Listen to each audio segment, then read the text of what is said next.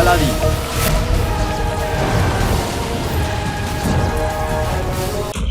ছোট্ট লাগে এই ভূমি, ছোট্ট লাগে আকাশ। আমার পাজামা হলো এত বড় যে ঢুকে পড়বে পুরো দুনিয়া। চিনু, আমি একটা সুন্দর কবিতা বলতে যাচ্ছিলাম আর তুই সব খারাপ করে দিলি। মা, জিনু, তুই এই পোশাকে কাজ কি করে করবি? তোর তো আলাদিনের মতো পাজামা পরা উচিত ছিল। মা, আমার কাছে এরকম পাজামা নেই। আর যখন আমি পাজামা পরি এমন মনে হয় যে আমার পা দুটো ভাগ হয়ে গেছে। তবে এই পোশাকটা ভালো না? আরে জিনু আমার ভাই, খুব ভালো লাগছে। দেখিস, খনি তোকে দেখে এই নিজে নিজেই ঘুরে যাবে। সত্যি না। জিনু, তুই কার কথা শুনছিস? এক মায়ের কাছে তার সন্তানকে সব পোশাকে সুন্দর লাগে।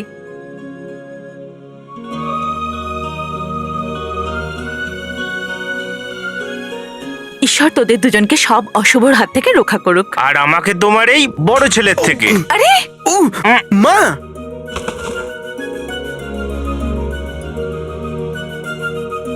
দেরি হয়ে যাচ্ছে, যা।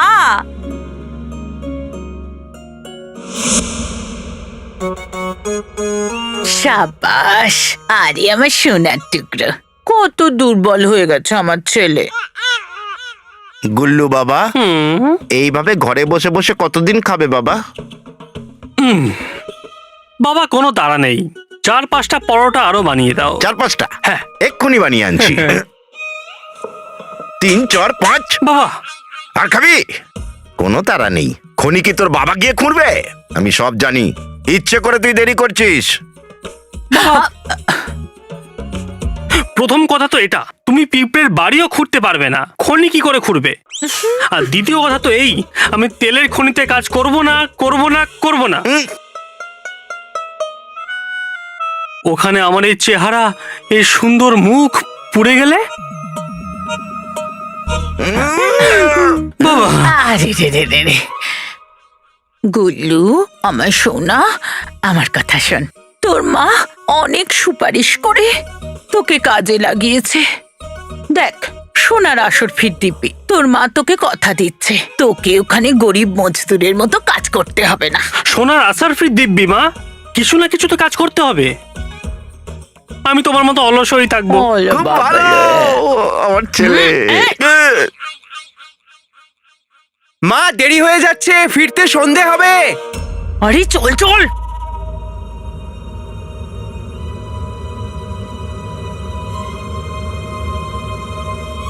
আরে আলাদিন! ও হো হো হো হো হো। দেখলি গুল্লু সোনা, শেখ চিনু আর আলাদিন ওই কাজেই যাচ্ছে। জানিস কেন? কেন মা? সোনার আসর ফির দিব্যি গুল্লু, কারণ ওই কাজের পুরস্কার অনেক বড়। পুরস্কারের প্রীতিকে দেবে নাকি মা? এই প্রীতির আচার বানাবি তুই? আরে প্রাসাদে যাবি তো আসল মজা পাবি তুই। ও তো প্রীতির থেকেও 10 গুণ বেশি সুন্দরী। তোর ইচ্ছে, তুই যাবি কি না যাবি, নাকি বসে খাবার খাবি? পুরস্কার তো ভাই তোর ভাই নিয়ে চলে যাবে। হ্যাঁ গুল্লু। না না না না না ভাই না, আমি যাবো, আমি কাজ করবো।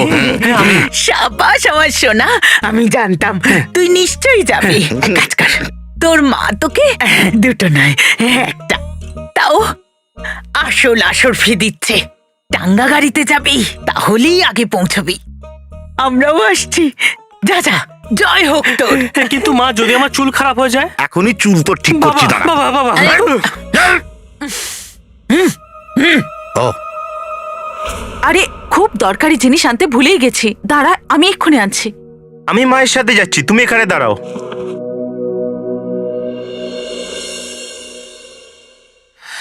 সোনার আসর ফির দিব্যি মিয়া।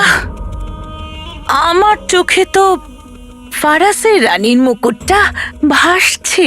বেগম, একটু সামলে, এমন না হয়ে যায় যে হীরের সঙ্গে তোমার চোখ দুটোও খুলে পড়ে যায়। আমি জানি কাকি, আমি তোমাদের জন্য ফরাসের রানীর মুকুট আনিনি, কারণ কারণ ওখানে অনেক বিপদ ছিল, ভয়ঙ্কর সেপাইরা ছিল। ওদের থেকে বেঁচে বেরোনোটাই আমার কাছে অনেক বড় ব্যাপার ছিল। ও হো হো হো হো, তাই নাকি? তোর লাগেনি তো শোনা? সোনার আসর ফির দিব্যি আলাদিন, তুই অনেক কষ্টে বেঁচেছিস। এটা তো খুব খারাপ হলো, কিন্তু তুই তো বেঁচে গেলি, কিন্তু তোর মাকে কে বাঁচাবে? তুই ভাব আলাদিন, ওই খনিতে তুই পরিশ্রম করছিস, কষ্ট করছিস, আর এখানে রুকসার বাড়িতে একা, আর তার উপর নাজনীনের ছায়া। কি মায়া! আলাদিন, তোর মায়ের গলা টিপে ধরলে এমনটা যেন না হয় যে তোর মায়ের দমই বন্ধ হয়ে যায়।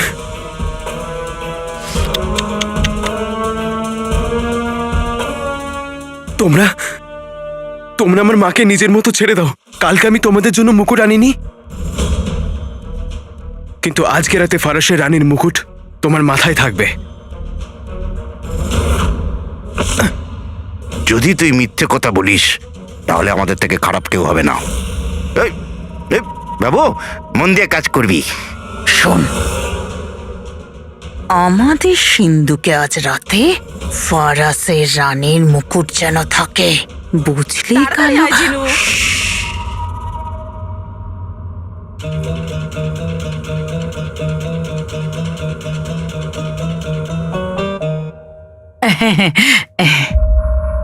কি হয়েছে?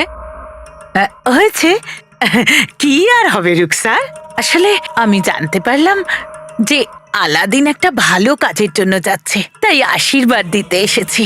খোদা করুক তোর আলাদিন মাথায় যেন জয়ের মুকুট পরে আসে। হ্যাঁ হ্যাঁ হ্যাঁ, চলো, আরো অনেক কাজ আছে।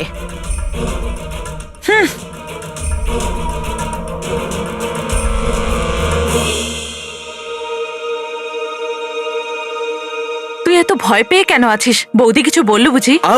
না মা, ব্যাপারটা হচ্ছে দেরি হয়ে যাচ্ছে, তাই জন্যে। তোদের দুজনে নজর কাটিয়ে দি, তারপর যাস। ঠিক আছে। আমারও।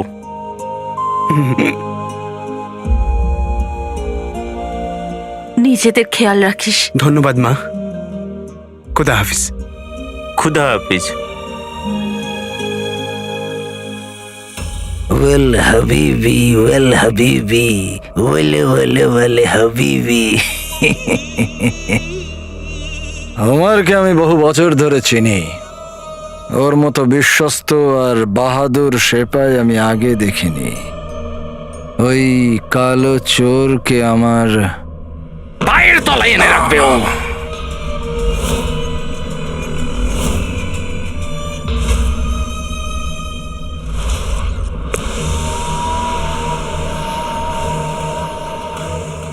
যদি এরকম হয় তাহলে আশ্চর্য প্রদীপ আমার কাছে থাকবে। ওই আশ্চর্য প্রদীপ আমি হাতে পেলেই পুরো দুনিয়াতে জাফরের রাজত্ব হবে। তখন খোদাও আমি হব, আর শয়তানও। অবশ্যই হুজুর, সত্যিই আপনাকে কেউ আটকাতে পারবে না। এখন আমি যখন আমার ভাগ্যে এটা লিখে দিয়েছি তখন সেটা হবেই। তারপর কালো চোরও আমার কাছে বন্দী থাকবে। এবার শুধু প্রিয় রাজকুমারীকে তার জায়গাটা বোঝাতে হবে। ও এই কথাটা তো বুঝুক যে গোফর সঙ্গে টক্কর নেবার পরিণতি কি হয়। হুজুর, রাজকুমারী তো আপনাকে দেখে পাগল হয়ে যাবে। আপনি ওনার জন্যই তৈরি হচ্ছেন। না মূর্খ, আমি আমার সব থেকে প্রিয় খেলাটার জন্য তৈরি হচ্ছি। মৃত্যুর খেলা। হুজুর, রাজকুমারী তেলের খনির দিকে যাবার জন্য প্রস্তুত। উনি আপনার জন্য অপেক্ষা করছেন। খুব ভালো। টাকলা, তুমি জানো তো কি করতে হবে? আগে হুজুর, সব কিছু তৈরি আছে। রাজকুমারীর বাগদাদকে নিয়ে দেখাই স্বপ্ন আজ প্রথম দিনেই ভেঙে যাবে।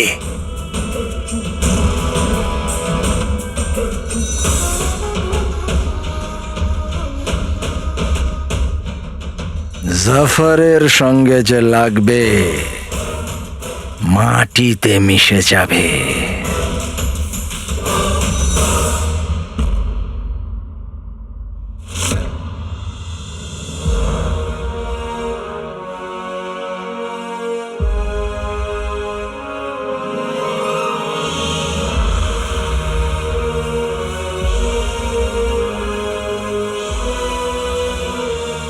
আকা, আমি ভাবিনি যে এই কাজের জন্য এত লোক রাজি হয়ে যাবে। জেনু, সব দেশের উন্নতি তাদের জনগণের হাতেই থাকে। আজকে আমরা যখন সবাই পরিশ্রম করে এই তেলের খনি খুঁড়বো, তখন দেখবি দুনিয়ায় আমাদের দেশ সবার থেকে এগিয়ে থাকবে। তেল নিয়ে নাও, তেল নিয়ে নাও। চল লাইনে। আপনি আসুন।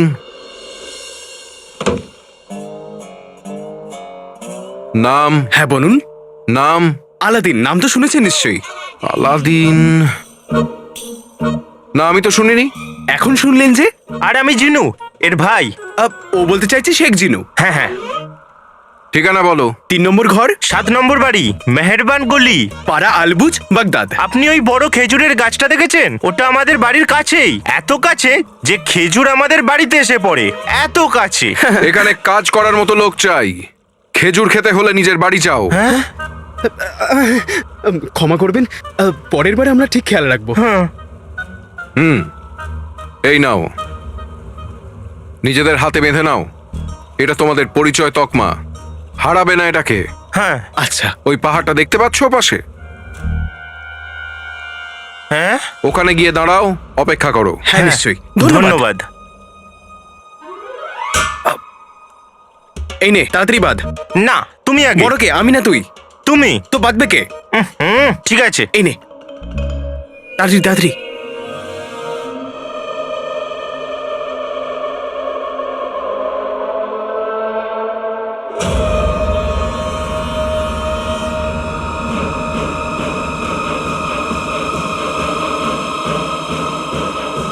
কুড়ি বছর আগে গুফো এখানে 20 জনের প্রাণ নিয়েছিল। জানি না আজ কতজন মরবে।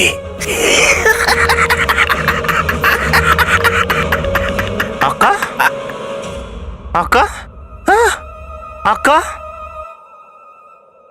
কি ভাবছো? ওই পাহাড়ের উচ্চতা মাপছো?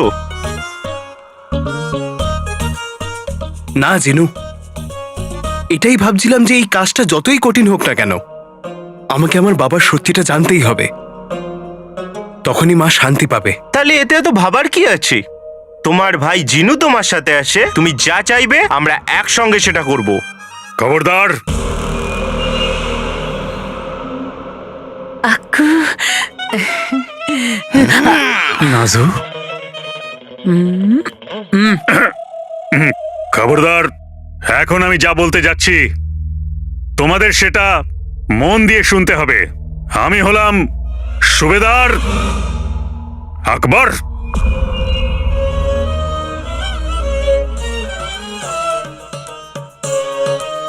কে আমি? সুবেদার আকবর। আজ থেকে 20 বছর আগে এখানে খনি খোঁড়ার চেষ্টা করা হচ্ছিল। প্রকৃতি তখন এখানে তার রাগ দেখিয়েছিল।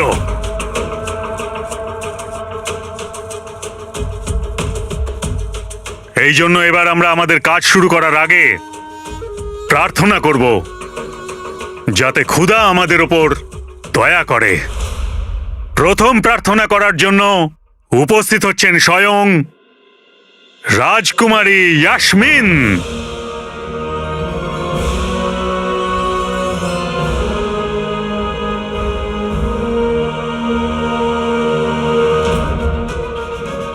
হায় আল্লাহ, আমার বৌমা। যাক গেল। ইয়াসমিন? কে আসছে? রাজকুমারী ইয়াসমিন? আর হ্যাঁ, সবাই এই সীমার পেছনে থাকবে, বুঝলে? কেউ যদি এর আগে আসার চেষ্টা করে তাহলে তার শিরচ্ছেদ করা হবে। চলো। চল।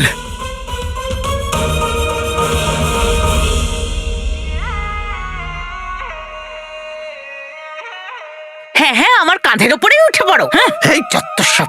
দেখবি চিনু, এইবার আমি রাজকুমারীকে সামনে থেকে ঠিক দেখবো। আরে বাহ, কারুর প্রাণে তো প্রাণ এসে গেছে। এমনটা মনেই হচ্ছে না যে আমরা তেলের খনি খুঁড়তে যাচ্ছি। আমার এমন মনে হচ্ছে যেন তোমার বিয়ের সম্বন্ধ করতে যাচ্ছি। ওটাও হয়ে যাবে চিনু, রাজকুমারী ইয়াসমিনের সাথে। হ্যাঁ, মনে হয় ঈশ্বর আমার উপরে দয়া করেছেন। তুই জানিস, মহামান্য বাদশার সাথে দেখা করবার যে স্বপ্ন আমি এতক্ষণ দূরে ভাবছিলাম, রাজকুমারী আসতেই খুব কাছে মনে হচ্ছে। আকা, আমি তোমার আনন্দের ভাগিদার তো হতে চাই, কিন্তু কারুর জন্য খারাপও লাগছে। কি? কার জন্যে? তোমার বন্ধু প্রিয় সমস্যার জন্যে।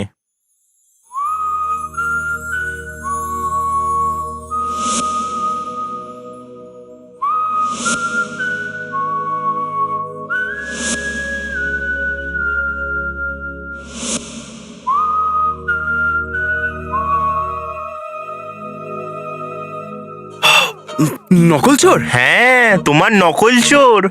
আমার নকল চোর কি জিনু? ভালো বন্ধু, ব্যাস। কিন্তু রাজকুমারী, রাজকুমারী তো আমার জীবন, যাকে নিয়ে আমি আমার সব স্বপ্ন দেখেছি। স্বপ্ন তো ছিল আকা, কিন্তু সত্যি হলে এটাই যে প্রিয় সমস্যার মনের মধ্যে তোমার জন্য আবেগ আছে। যাই হোক, ওই বেচারি আর কি করে জানবে, উনি যার স্বপ্নে হারিয়ে গেছেন সে রাজকুমারী ইয়াসমিনের স্বপ্নে হারিয়ে গেছে।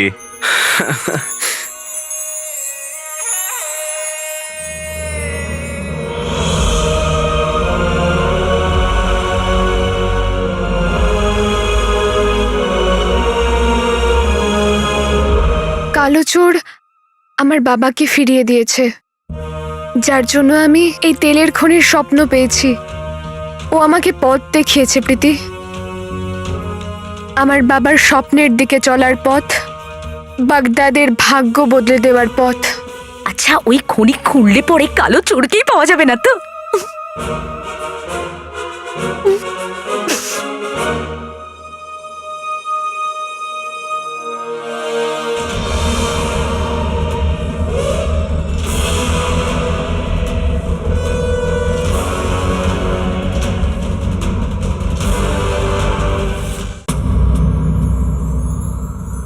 রাজকুমারী, আমরা তোমার স্বপ্নের কাছে পৌঁছে গেছি, বাইরে বেরিয়ে এসো।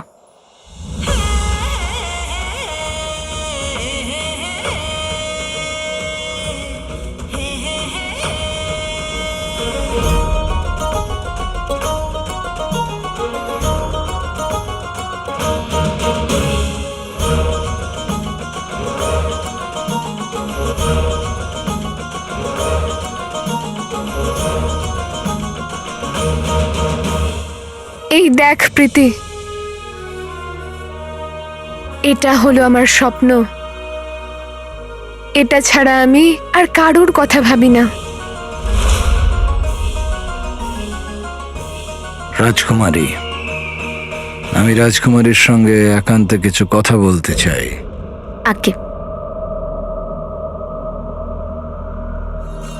সত্যি রাজকুমারী, আপনার এই আবেগ প্রশংসার যোগ্য। ধন্যবাদ। আমি শুধু এটাই বলতে চাই যে আজকে যেই মুহূর্তে আপনি আপনার উদ্দেশ্যের দিকে অগ্রসর হবেন, তারপর আর আপনার ফেরার কোনো রাস্তা নেই। আপনার কেন মনে হচ্ছে ওয়াজিরে আলা যে আমি আমার বাবার স্বপ্ন থেকে ফিরে আসতে চাইবো? কারণ এখানে এসে আমার পুরনো জখমগুলো আবার তাজা হয়ে উঠল। কারণ আজও আমার চোখের সামনে প্রকৃতির সেই ভয়ঙ্কর বিপর্যয়টা দেখতে পাই আমি। দেখুন ওয়াজিরে আলা, আমি আপনার চিন্তা বুঝতে পারছি, কিন্তু এরকম নয় যে যেটা আগে হয়েছে সেটা আবারও হবে। ওটা একটা দুর্ঘটনা। দুর্ঘটনা জীবনকে থামিয়ে দেয় না।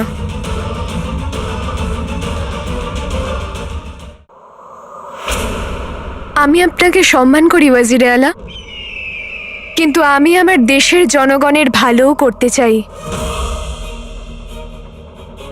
সেই জন্য আজকের দিনে আমি এসব শুনতে পারবো না। আমি বাগদাদের সুলতানা হতে চলেছি।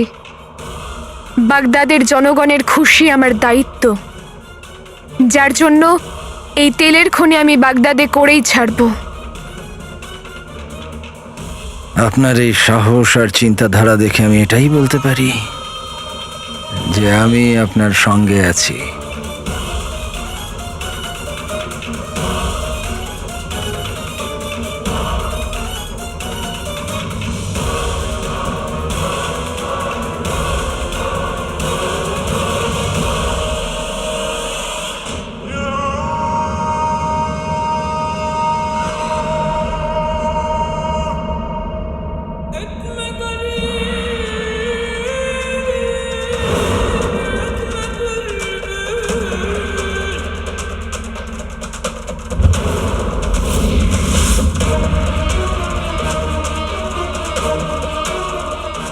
মনে হচ্ছে রাজকুমারী এখনো মানেননি। এখন এই পাথর দিয়ে খনিত নয়, এদের সকলের কবর নিশ্চয় করা হবে। আপনার এই জে দিয়ে আমাকে বাগদাদের সিংহাসনে বসাবে রাজকুমারী। এবার আপনি নিজের চোখে জনসাধারণের ভয়ঙ্কর মৃত্যুর উৎসব দেখবেন। আপনার আত্মা এমন ভাবে কেঁপে উঠবে যে আজকের পরে আপনি বাগদাদের সুলতানা হওয়ার স্বপ্ন দেখবেন না।